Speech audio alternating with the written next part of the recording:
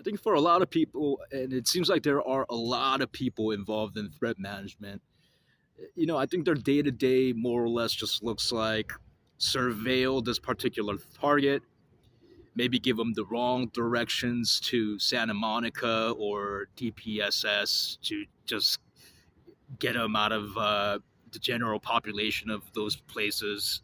But if you're the target, if you're the threat that is being managed, it's actually a lot larger than that. For instance, when I was a student at UCLA, I lived at 743 Levering Avenue. I've talked about this place before. And, I say in the UCLA whistleblower report that I feel like I'm in threat management headquarters, and I don't think I was wrong on that. Literally, my roommates were threat management people, my neighbors were threat management people, everybody was threat management. And it's not simply a matter of me being surveilled as part of being threat managed. These people would try to like impart, their ideology onto me. A lot of political correctness talk, a lot of I don't know, just being offended at everything. That was the general tenor of the entire group. I guess because the cop that is managing me subscribes to that kind of ideology, and I guess that's why they are imparting that onto me. You know, that was one of the things that just absolutely ate me up inside when I started to realize what was happening. Is I, you know, I know I'm Asian and I don't look like it, but I'm a grown ass man and I don't need these cops teaching me and keeping me like a pet. That's how I felt. I don't think it's an exaggeration for me to say that I was like virtually segregated, like from the general population. Like I was living with threat management people when I would be around the village and on campus, I would be surrounded by threat management people. People were pretending to be graduate students in the same cohort as mine that I would like hang out with, who were again threat management people. I would learn from professors and have classes with people who ended up again being threat management people. I work for a man named Asif Bari, who I realized over time, oh, he doesn't know anything about signal processing, and he doesn't really know what's going on. He's like a stand-in for a different faculty member. This is all smoke and mirrors. Like literally, everybody was threat management people.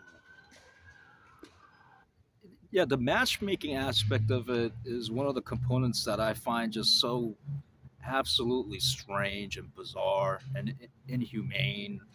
Just like, and when I think back to these women, uh, Mehul Mehta, Talile, Patricia, how possessive they were, how like certain that they were that I should go for them, and they would be offended that I would not go for them. What was I doing while they were doing this type of like matchmaking stuff? Honestly, just like really anxious about the future. Whether it be trying to succeed, have a successful PhD career time, or trying to make a indie video game prototype. Just like focused on something. And these women would just be like, what's wrong with you? Why won't you go for me? Same deal with the men. Just so much getting hit on by like LGBT threat management unit personnel throughout all of this. But I guess I just feel like some dog to be bred or something like that. You know what I mean? It just feels so bizarre. The degree to which they had me segregated, it was like I thought I met this postdoc chemist organically on campus. Turned out to be threat management. That I met this master's engineering student. That woman was also threat management. Just like they had me so surrounded and so probed. It's truly insane. Yeah, I hope people can understand what I mean by just feeling infinitely manipulated and controlled. Why was all of that necessary? Was there ever a crime committed just based on speculation and just like trash talk, gossip that's going around? You did all of that, really? And again, some of the things that they're doing, like trying to matchmake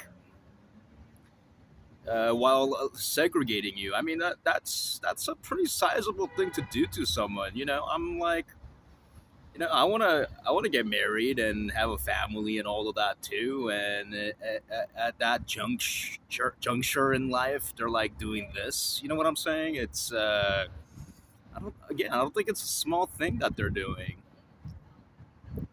I wanted to now talk about like some of the reasons why I was placed in threat management in the first place.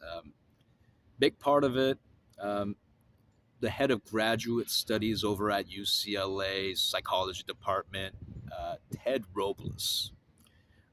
This man, without really even getting to know me, just really did not like me. Why? There's some gossip, some trash talk by faculty from another university. Looks at me, and I just don't fit the bill of a scholar in his mind, and I think that was a big reason as to why I was just placed into threat management. Um, you know, I guess I've always come from that Berkeley mindset of it's not how you dress or your hobbies that defines what an academic is. It's your academic output, it's your intellect. It's what you can produce. But people don't necessarily think that way. I don't think Ted Robles does. I think he very much has an idea for an academic, and they dress a certain way. They're slight. They talk with a large array of vocabulary. I've always consistently worked out my whole life. It gives me a sense of achievement, makes me feel just emotionally better. And when I was consistently working out, I was around 220 pounds, 5'10", not that big, but just because of things like that, I think Robles had a kind of stereotype me into some kind of like violent meathead. The most I had time to like talk with him was one of my thesis advisors. I had a hard time, having a good relationship with that lab. So he came to me to discuss that, and I told him to help me mediate the situation. He asked that he could take that role, and I said, sure, please help me mediate. And the situation got a lot worse. Like he like inflamed the situation, if anything. Again, out of a fucking nothing burger. This man Ted Robles, and it's so peculiar because I know all the professors, like most of the professors that I've had classes with at UCLA have vouched for me. I think they really fought for me when they didn't have to. Really, a lot of them. I've mentioned them before, and yeah, I'm just like really thankful to a lot of the UCLA professors.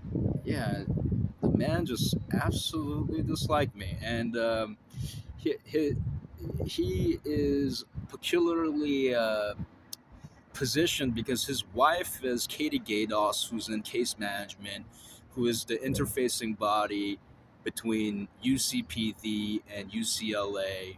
And if Robles and Katie thinks I need to be in threat management, then it happened. Another reason for, I think, the gossip going around about me, all the suspicion, just hate at the fact that I'm an Asian male. You know, Hate and suspicion goes together, I often find. And I've certainly been called racial slurs by students, by threat management personnel, and just people in Westwood. It's still around, sadly. Since starting to talk about threat management unit publicly, I've gotten a lot of racial slurs thrown at me, death threats, a lot of being called chink, gook, things like that. To be expected.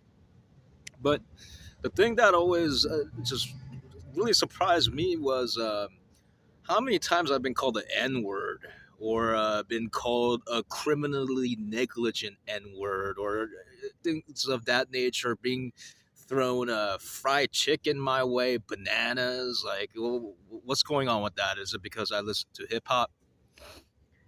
I wasn't sure what was happening with that, but I think I understand now, which is, you know, I don't have the roster of everybody who's threat managed in Los Angeles, but if I had to guess, it's a lot of Black Americans. That's really what is happening here. Another factor into why I think I'm being threat managed and investigated for some of the things that makes me the saddest, makes me feel the trashiest, just bad about myself. I think it's religious hate. I never been shy about my Catholic roots. Um, I'm a Catholic. The church, the priests, the nuns, everybody at the church has been a great boon in my life. I've not had a lot of guiding forces in my life. The church was that for me.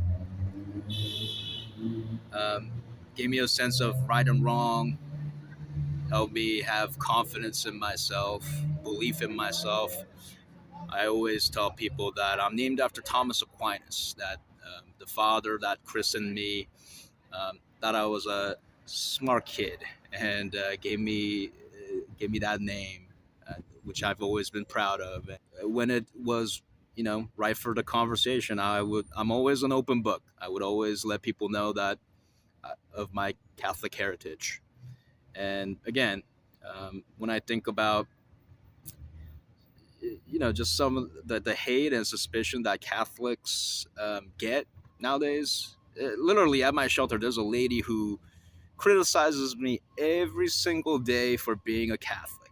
Uh, so it's around. It's around. I've been snubbed by threat management personnel for being a Catholic at UCLA. When I look at the faculty that got involved, I just can't help but notice this fact. You know, the when I was at UC Berkeley, I worked for a man named Leif Nelson, and he's been a very vocal critic of psychology as a discipline. He's basically been, for a while now, been talking about how there's this, people in the field of psychology who have faked their experiments so that they come up with conclusions that fits with the general theory that they've been pushing throughout their careers and things of that nature, and how to detect that in the data set, how to try to prevent that kind of behavior, wishful thinking type of behavior. He's been a very controversial figure, but I guess I just never thought that association would have any consequence on me. I just can't help but notice that if you look at the faculty that got involved in absolutely trashing me, they're all people that's been, uh, you know, impacted by Leif Nelson, Data Colada, and people who are part of that collective that was trying to do something about a discipline that was going awry. One of the scariest things about threat management unit, That is so 2025 and dystopian is just the amount of power they have with electronics. I suspect that all of my electronics, whether it be this phone right here, the laptop I had, the PC I had, all of that was hacked. And you can manipulate so much, you can surveil so much with electronics. Um, it's not like I went from being a regular citizen to being threat managed with some kind of understanding that happened. I thought I was just getting an apartment at 743 Levering Avenue. Um, I'm pretty sure what they did is because they were surveilling me for some time, they could tell that I had interest in like sci-fi movies, so they decorated 743 Levering that way. And then they boosted the Zillow ad at an opportune time when I was like looking for apartments, and they got me hook, line, and sinker. It's just like I had no idea. I thought I was just getting an apartment. I've had videos that I've recorded while in Westwood of the Westwood Village security people and other things that have just disappeared on me that I was hoping to use in other videos or in court. Just deleted all off my device. Um, I've even seen journal entries that I would place on my phone being edited. The other day, I noticed that someone had written "Figueroa is a lie." I, I mean, are people editing my journals so that they could create a narrative of me to discredit what I've been saying in these videos? Let me just reaffirm what I've always been saying. Anything that I say that I saw, that I witnessed, uh, that I experienced, all of those are just factually true. The scariest part of all of this is like an impossible thing to even communicate to others about, just the physical aspect of being threat managed. If I talk about it online, people are just like, you're crazy. But the scariest part of it all is actually what I got in my hands right here. The manipulation and control that's possible through electronic devices. And many of you watching this or listening to this, you might say, again, that sounds really out there.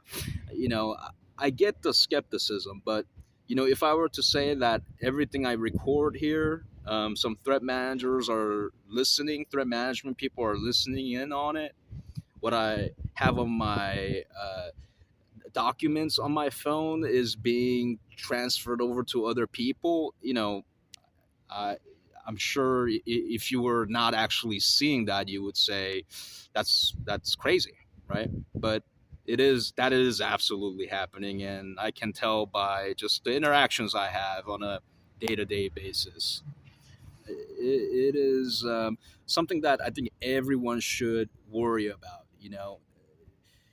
That few police investigators, threat managers can have this much control over someone's life, all because of speculation and gossip, not because of any crime that the individual has done. That should worry just about anyone. I believe we need to get the FBI involved. Here is the link to the FBI tip line. Please report me. Please report what is happening to me. And I mean, I've already mentioned this in a different video, but some of the things that has been done to me by like threat management personnel, I mean, just pure crime. I mean, I literally got everything that I owned stolen, including my car and all of my documentation. That's why I've been homeless by threat management people. Jeffrey Littman. Uh, Nothing has happened to them. Why did they do that? I mean, partly I was filming threat management and what they've been doing. I was like recording it, and I'm sure they did not like that. I'm sure that was part of it. And I talked about Figueroa Street, South Figueroa Street. Again, I've been just like straight up beaten up by these people. Again, nothing happens to them. Um, I'll talk all about the stuff that just went overboard. Some of the things I've experienced as part of a quote unquote threat management investigation is just, it was just harassment. It is just simply put. It's like, you know, just as I'm sure threat management is legal and it's part of the law, right? But there's an abuse of that system as well. Just like, it's legal for a police officer to use physical force if it meets the situation at hand, but they can go overboard, right? And that's when it becomes an issue of legality. Just the same, threat management investigations can go over the line and just actively start to hurt people. In my case, again, homeless for 5 months, a lot of just a lot of turmoil. I feel so jacked up inside. Like all the, yeah. I have faith. I have faith in the good people of Los Angeles. I have faith in God above. Let's get the FBI involved.